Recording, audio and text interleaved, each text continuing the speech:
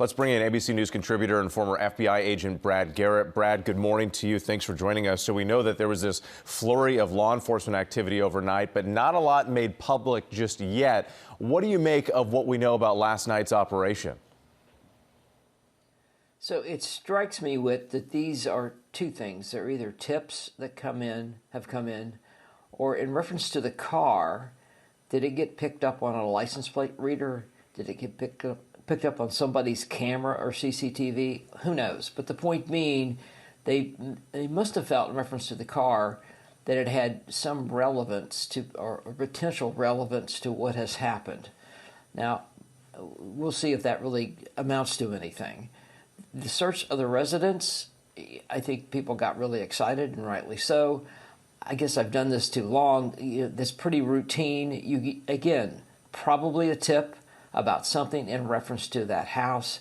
May not be even directly that the suspect lived there or anything like that, but it has a link to this case. And so they carried it out and then they left.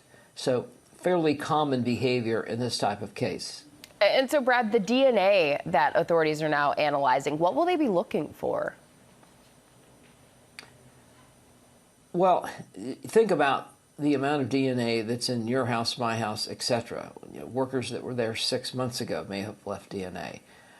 But having said that, if they have found DNA that doesn't match any of the regulars, landscapers, family members, etc., into Nancy's house, it puts it in the category of it could be something.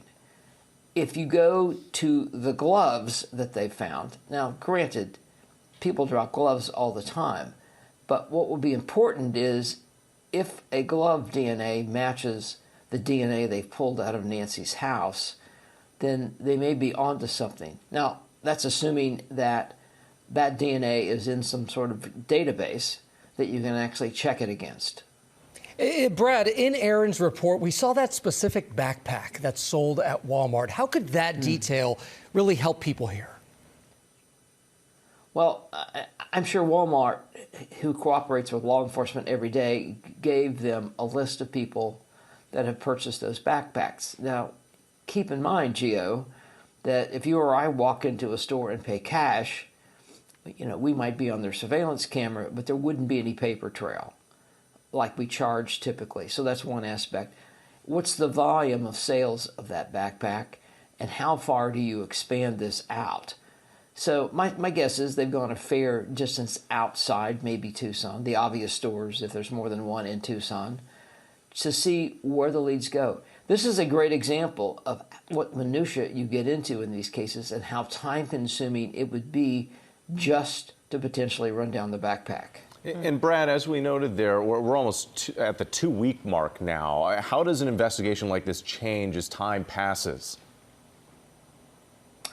Well, I mean, obviously the big concern is Nancy's well-being, but it's a two-track investigation. Obviously, finding her is number one, but number two is you have so many leads in this case. I don't know that I see anything else dynamically changing.